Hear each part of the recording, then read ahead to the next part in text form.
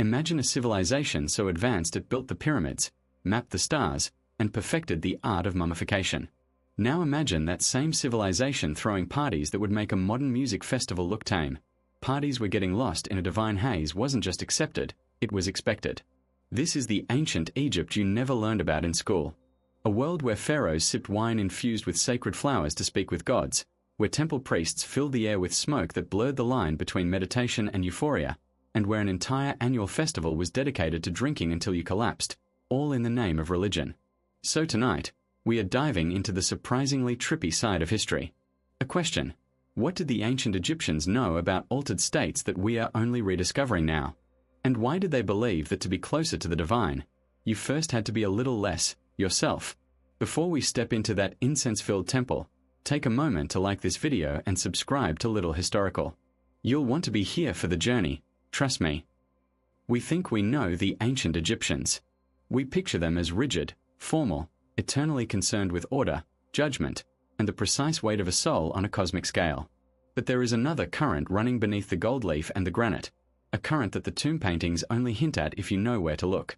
It begins with a flower, the blue lotus. You have seen it held to the nose of pharaohs, offered in banquets, woven into garlands. It looks like elegance, like ritual purity. But there is a reason they are inhaling so deeply. The blue lotus contains an alkaloid that, when steeped in wine for days, transforms a simple drink into something else entirely. Something that loosens the grip of the self.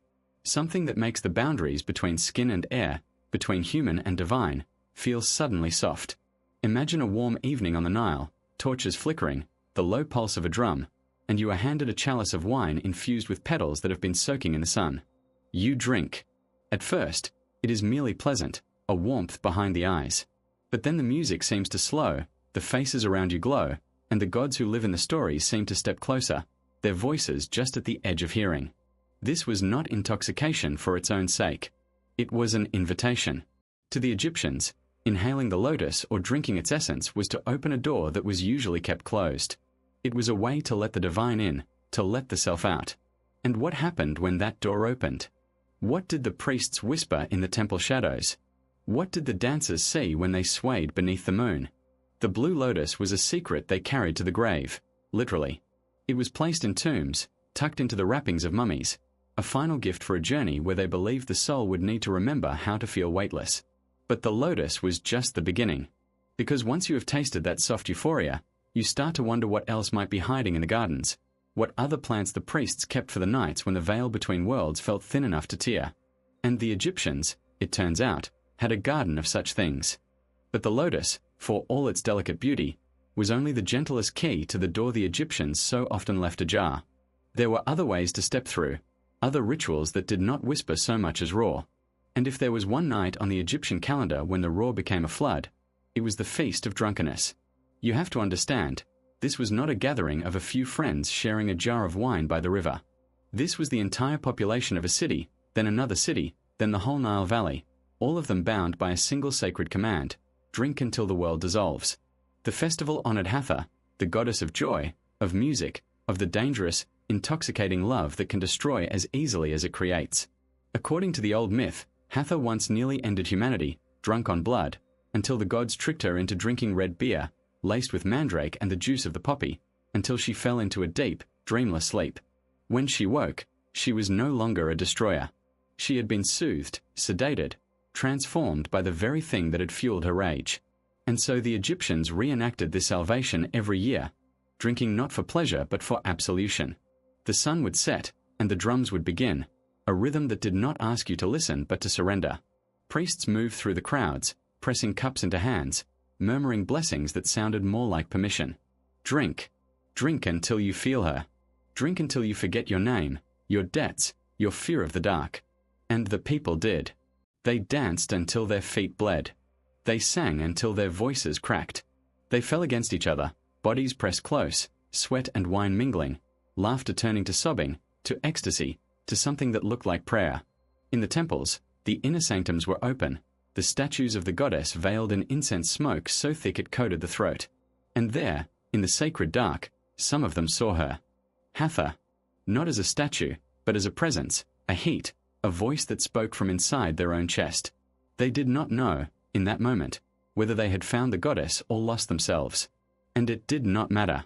The festival was not about reaching a destination. It was about the journey through the doors that only open when you are no longer in control.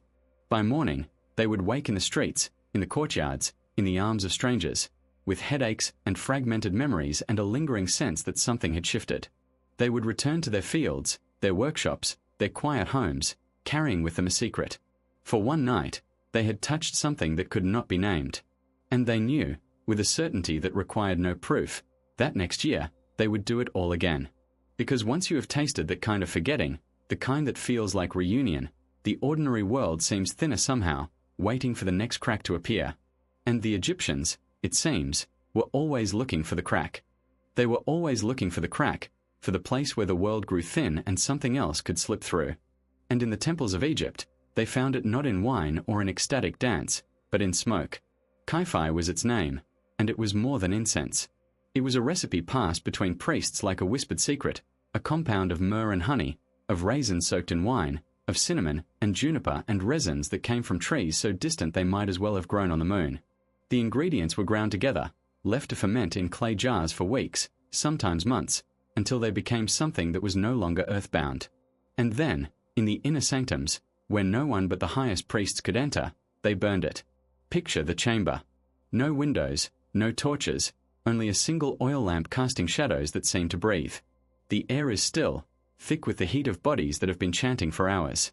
A priest kneels before a brazier, his movements slow, deliberate, as he places a pellet of kyphi onto the coals. For a moment, nothing. Then a thread of smoke rises, curling like a living thing, and the scent that fills the space is not like anything you have known. It is sweet and bitter, earthy and ethereal, and it does not simply enter your nose. It enters your skin, your lungs, the spaces behind your eyes. The chanting continues, but the syllables begin to blur, to repeat in ways that seem to come from inside your own chest. The smoke thickens, and the lamp flame wavers, and the walls of the temple seem to recede, to fall away, until you are no longer sure if you are sitting in a room or floating in a darkness that has no edges. The priests who designed these rituals understood something that modern science is only beginning to confirm, that certain blends, burned in enclosed spaces, can shift the chemistry of the brain, can quiet the parts that insist on separateness, on self, on the sharp lines between one thing and another. They called it purification, and in a way, it was. Purification of the senses, of the will, of the very idea of being a single person standing alone in a world of other separate persons. In that smoke, you became something else. Something permeable. Something that could be entered. And when the gods came, as the priests promised they would, you could not say whether they had descended from above or risen from somewhere deep within you. The smoke was the door, and you had breathed it in. But the smoke was never meant to stand alone. In the hands of the priests, it was always part of a larger alchemy, a formula that began with the flower and ended with something you could hold in a cup, something that promised to take you even further. Because once you had breathed the divine, there was always the question of what it might taste like. Once you had breathed the divine, there was always the question of what it might taste like. And the Egyptians, it seemed, were determined to find out. They poured their knowledge into wine, not the thin, everyday wine of Laboris, but the deep red wine reserved for the inner chambers, the wine that came from grapes grown on sacred land and pressed by hands that had been purified. This wine was never meant to be drunk alone. It was a carrier, a vessel, as much as the clay jars that held it. Into this wine, the priests would add what the garden had given them. A few dried petals of the blue lotus, yes, for the softening of the edges, but also mandrake root, cut into slivers so thin they dissolved on the tongue, carrying with them a warmth that began in the belly and spread outward like slow honey. Sometimes poppy tears, scraped from the pods that came across the sea from lands where the goddess had other names. And other things the papyri mention only in passing, ingredients whose names have been erased or translated into words like spice and resin that tell us nothing and everything. The wine would be sealed in amphorae and left in the dark of the temple storerooms, where the fermentation continued, where the ingredients married in ways that no one outside the priesthood fully understood. When the jar was finally opened, on a night marked by a particular moon, for a ritual that required particular states of mind, the wine had become something else. It was thick, almost syrupy, and when you raised the cup to your lips, the scent that rose was not of grapes but of flowers and earth and something almost animal, something that made the back of the throat tighten in anticipation. The priests who served it watched. They knew the proportions, the secrets of who could drink how much and when. A single cup, offered to the initiate who knelt before the statue of the god, was enough to shift the axis of the world. The room breathed. The incense smoke coiled in patterns that seemed to spell out messages. The god, carved in stone, appeared to soften, to lean forward, to gaze directly into the eyes of the one who had drunk from the cup. And in that gaze, there was no judgment, no demand, only recognition, as if the divine had been waiting all along for this moment of meeting. But the wine was not for everyone. The storerooms were locked, the recipes guarded, and only those who had been initiated into the deeper mysteries were permitted to taste what the priests had brewed. For the rest, there was the lotus, the festival beer, the smoke that filled the temples on holy days. Enough to touch the veil, but not to pass through. Because the Egyptians understood something that civilizations before and since have learned the hard way, that some doors, once opened, are difficult to close. And what lay beyond them was not for the unprepared.